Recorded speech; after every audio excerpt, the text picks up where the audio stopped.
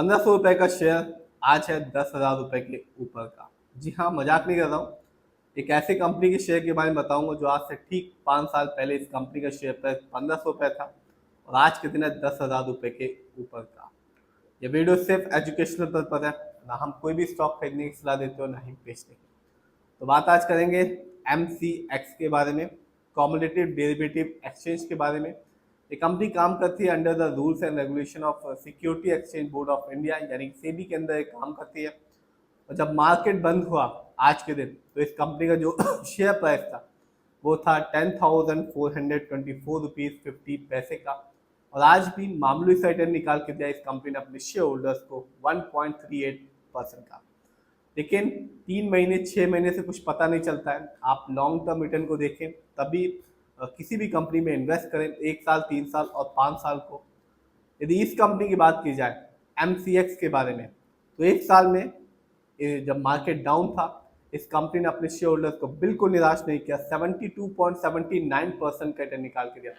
तो मेरे हिसाब से तो बहुत ही शानदार रिटर्न निकाल के दिया इस कंपनी ने, जबकि मार्केट अधिकतर समय डाउन ही चल रहा था।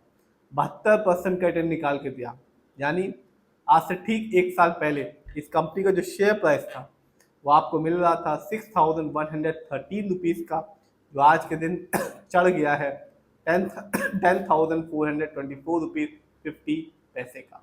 तो काफ़ी ज़्यादा 1 साल में ही इस कंपनी ने जो रिटर्न के मामले में ग्रोथ किया है और अपने शेयर होल्डर्स को कह सकते हैं खुश कर दिया जिन्होंने पैसा लगाया इस कंपनी में। 5 साल की बात करूं तो कंपनी का रिटर्न यहाँ भी नहीं रुका और कंपनी ने ये बताया कि जैसे वो 1 साल में रिटर्न दे सकती है वैसे ही 5 साल में भी अपने शेयर होल्डर्स को खुश कर सकती है। इस कंपनी का जो रिटर्न था 5 साल में वो था 544% का, यानी आज से ठीक 5 साल पहले 2020 में इस कंपनी का जो शेयर प्राइस था वो 1,592 रुपीज़ था, जो आज के दिन है 10,424 रुपीज़ 50 पैसे। तो 5 साल में इस कंपनी ने 1,500 रुपये से पहुंच गया है 10,000 रुपये के ऊपर का। तो जिन्होंने भी 5 साल के लिए इस कंपनी में पैसा होल्ड किया, रोक के रखा कि 5 साल के बाद इस कंपनी से अपने पैसे को निकालेंगे जब अच्छा खासा रिटर्न मिल जाएगा, उन सभी शेयर होल्डर्स को इस कंपनी ने बिल्कुल निराश नहीं किया और जैसा उन शेयर होल्डर से सोचा होगा वैसा ही इस कंपनी ने अपने शेयर होल्डर्स को दिया भी है।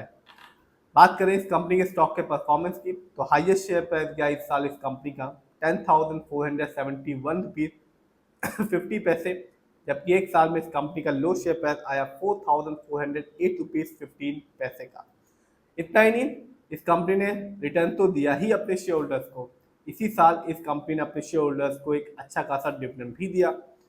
8 अगस्त 2025 को इस कंपनी ने डिविडेंड दिया हर एक शेयर के बदले में 30 रुपए का। तो जिसके पास भी इस कंपनी के मान लीजिए 10,000 शेयर होंगे तो उसको एक अच्छा खासा डिविडेंड देखने को मिला होगा, क्योंकि डिविडेंड का जो अमाउंट होता है वो डिपेंड करता है आपके पास शेयर की क्वांटिटी पे। आपके पास यदि किसी कंपनी के शेयर की एक अच्छी खासी क्वांटिटी है तो आपको एक अच्छा खासा डिविडेंड अमाउंट देखने को मिलेगा।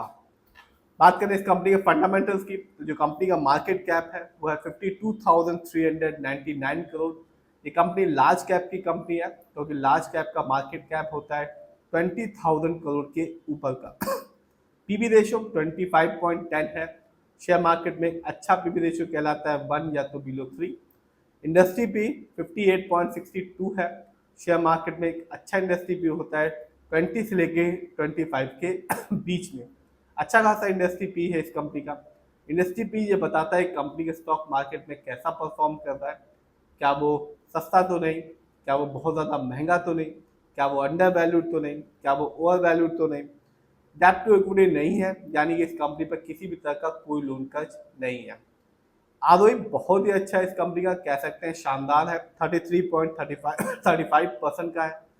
शेयर मार्केट में एक अच्छा आरओई कहलाता है किसी भी कंपनी का 15% से लेकर 20% के बीच में इस कंपनी का आरओई इससे भी ज़्यादा है। जब भी आप फंडामेंटल्स देखें तो आरओई जरूर देखें, क्योंकि आरओई ये बताता है कि कंपनी हमारे पैसे को किस ढंग से इस्तेमाल कर रही है।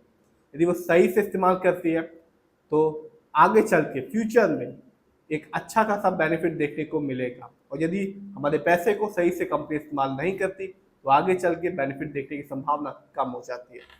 ईपीएस बहुत ही अच्छा है इस कंपनी का, 136.51 है, क्योंकि शेयर मार्केट में एक अच्छा ईपीएस टीटीएम कहलाता है 80 और से ज़्यादा का।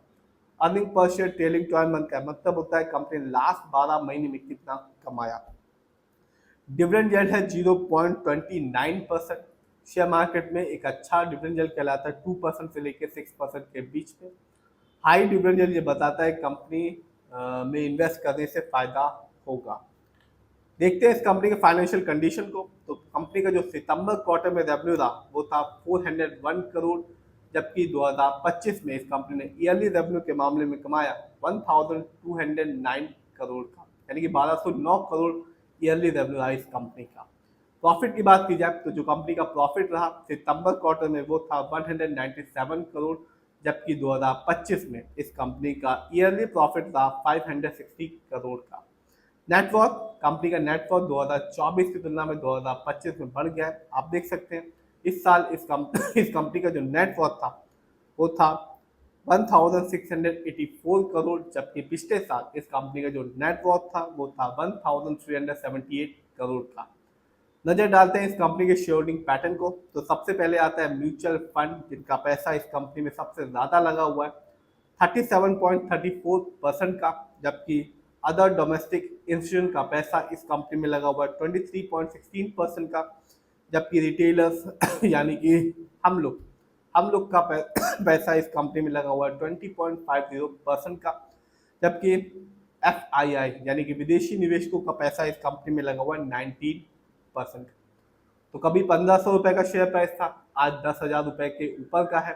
डिविडेंड भी शानदार दे रहा है, रिटर्न भी शानदार दे रहा है। हाँ, कह सकते हैं कि कंपनी का शेयर अब महंगा हो गया है, लेकिन 1500 से आज 10,000 हो गया है, तो महंगा तो होगा ही, लेकिन जिसने पहले इस कंपनी में इन्वेस्ट किया होगा उसे तो एक अच्छा खासा बेनिफिट मिला ही होगा। फिर भी आप जिस भी कंपनी के शेयर को खरीदें खुद रिसर्च करें, एनालाइज करें, अपने फाइनेंशियल एडवाइजर की राय लें, तभी अपने पैसे को शेयर मार्केट में लगाएं।